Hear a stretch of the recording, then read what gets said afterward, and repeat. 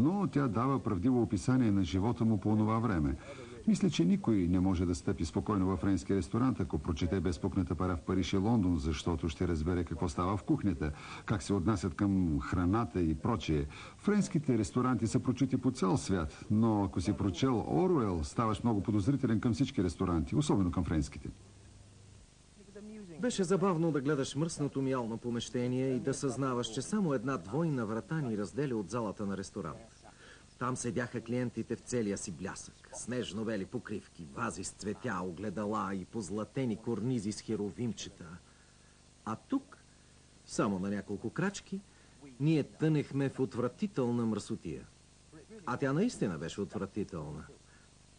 До вечерта нямаше време да се мете и ние се пързаляхме по пода върху смес от сапунена вода, листа от маруля, скашка на хартия и стъпка на храна. 10 келнери, без сака, по запотени ризи, седяха на масата и разбъркваха салати, като бъркаха с пръсти в купите със сметана.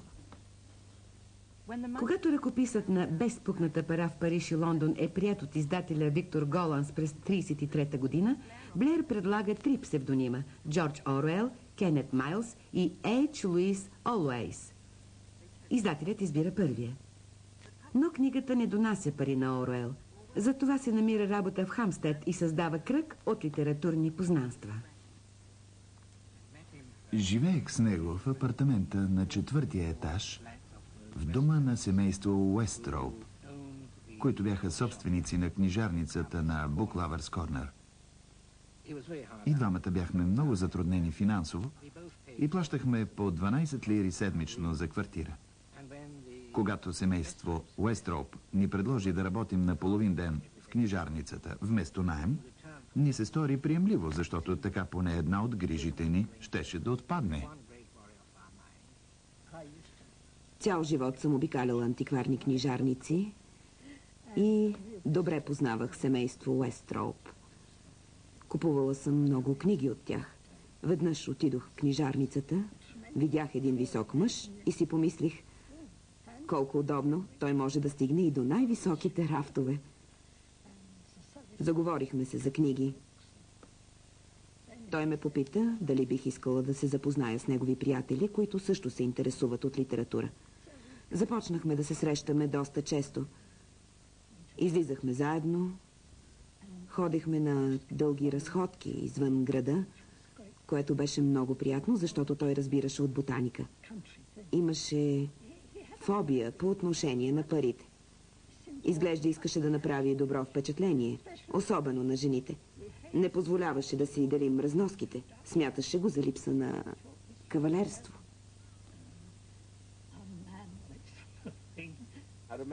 Помня, че дойде на един коктейл, който организирахме по време на Испанската гражданска война. Бяхме поканили доста приятели с десни убеждения и няколко симпатични, богати момичета. Имаше и неколцина леви политици и поети. Времето беше такова, събитията налагаха на аполитичните хора да се заинтересуват от политика. Той дойде измършевял, разрошен, упърпан, мълчалив и за пореден път оказа това необикновено, почти магнетично въздействие върху жените. Всички искаха да се запознаят с него, да го заговорят. Чак кожените им палта потрепаха от вълнение. Не очакваха да срещнат такъв човек и той ги привлече с нещо. Приличаше на Йоан Кръстител, който идва от пустинята. И жените сякаш решиха, че няма значение какви са политическите му възгледи, просто е чудесен човек. Мисля, че така въздействаше на всички. Една от жените, привлечена от чара на Оруел, е Ейлин Мот Ошонеси, студентка в Лондонския университет. Само седмица след запознаването си, двамата решават да се оженят. Но за целта са им нужни пари, които Оруел още няма. Затова той отлага съвместните им планове и започва нов роман. Историята на един писател, затворен в книжарница. 800 на брой. Романите обграждаха стаята от 3 страни чак до тавана. Ред след ред. Крещящи, продълговати подвързии. Сякаш стените бяха построени от многоцветни, вертикално разположени тухли. Гордан ги гледаше с безсилна ненавист. В този момент той мразеше всички книги, най-вече романите. Ужасно е да си помислиш как цялата тази лепкава, недомислена глупост е събрана на едно място. Пудинг, лоясъл пудинг. 800 парчета пудинг го притискаха от всякъде. Гробница от пудинг. Бях критично настроен към романа, защото смятах, че не е реалистичен. А той отвърна, че романите не би трябвало да са реалистични. И ми стана ясно, че поне по това време Оруел мислеше така, както и говореше, с стереотипи. В романа книжарницата представляваше някакво безрадостно и потискащо място, където не влиза нито един нормален човек. Това изобщо не отговаряше на истината. Но Оруел няма намерение да пише автобиография. Той иска да обрисува ролята, която обществото отрежда на индивида, силата на класовата система и борбата на свободомислещото съзнание срещу потисничеството. Целта му е да превърне политиката в изкуство. Той открива за себе си работническото движение. Открива го благодарение на Виктор Голанс, един от големите издатели по това време, виден социалист, който през 1936 година основава клуба на левите писатели. Най-голямата му заслуга е, че поръчва на Джордж Оруел да напише книга за работническата класа, за условията, при които тя живее. На 31 януари 1936 година Оруел заминава за Уиган, после посещава Бансли и Шефилд. Прекарва само 2 месеца в Северна Англия, но романът, вдъхновен от това пътуване, ще спечели известност на 34-годишния писател. Мидълтън Мъри ми поръча да го заведа във възможно най-мизерната квартира, която да прилича на бордей. Затова поканих Оруел у дома и заедно пихме чай. Заведох го в работническото общежитие. Разбира се, поискахме разрешение, но хората ме познаваха и нямаше проблеми. Първата му работа беше да извади рулетката. Търпеливо изчаках да измери стаята. През цялото време старателно си записваше всички подробности и приличаше ми на детектив, който се опитва да намери липсващото звено.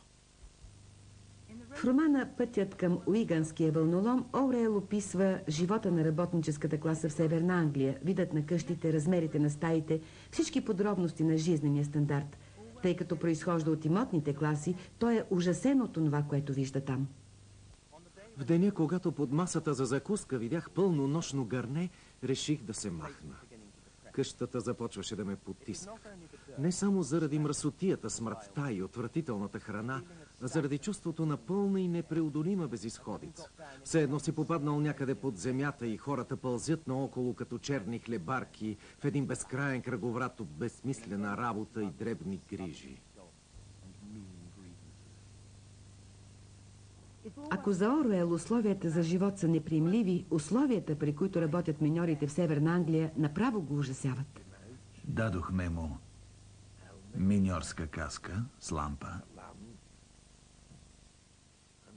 И още не бяхме изминали 300 метра, когато Оруел просто не се наведе достатъчно бързо. Удари си главата. Каската падна и той се строполи на пода в безсъзнание. Свестихме го, изправихме го на крака и продължихме навътре. Колкото по-надълбоко влизахме, толкова по-нисък ставаше таванът. Мисля, че извървя повече от километър, превит на 2. Дори аз трябваше да се навеждам. Забоят беше около 70 сантиметра. И докато стигнем там, Оруел беше напълно изтощен. Помня, че легна направо на пода, върху въглищата. И аз му казах: слава Богу, не знаят, че си слязал тук, за да пишеш книга за миньорите. Иначе покривът щеше да се срути и да те погребе. Мисля, че връзките на Оруел с работническата класа са до някъде игра, но не съм сигурен. Тоест, Работата в ресторанта, животът му като скитник, контактите с миньорите в Северна Англия и прочее са всъщност едно дълго търсене на истината. Според мен това е основният му мотив. Искал е да разбере какво е да бъдеш човешко същество и да живееш в тази социална прослойка, а не в средата, с която е свикнал. И не смятам, че това е нещо лошо. Някои от постъпките му са достойни за възхищение. Той не разбираше работническата класа, но това е обяснимо, тъй като произхождаше от друга социална среда. И цял живот не се е нуждаел от нищо. Завършил е Итън и предполагам, че ние също не бихме свикнали с живота на хора като него.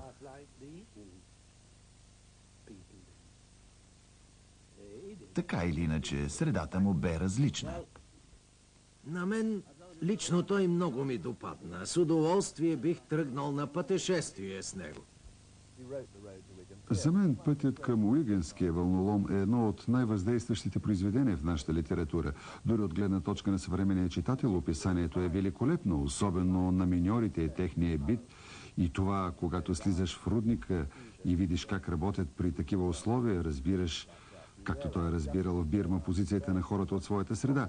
Възпитаниците на Итън, например, че те просто ограбват миньорите, че именно благодарение на тях могат да си позволят охолен живот и в този смисъл са ги ограбвали. С две думи, пътят към Уигенския вълнолом третира понятието за кражбата и понятието за лъжата. С този роман Оруел веднага става известен. Целият 40 000 тираж е изчерпан. С по-голямо основание от всеки друг, миньорът е пример за черноработник. Не само защото трудът му е неимоверно тежък, но и защото е така жизнено необходим и все пак така далеч от живота ни. Толкова невидим, че сме способни да го забравим, както забравяме кръвта, която тече в вените ни. В известен смисъл, дори е унизително да наблюдаваш как работят миньорите. От теб възникват съмнения относно собственият ти статут на интелектуалец и на човешко същество, което ги превъзхожда. Защото докато ги гледаш, разбираш, че само заради кървавата пот на миньорите, висшите класи могат да запазят позициите си.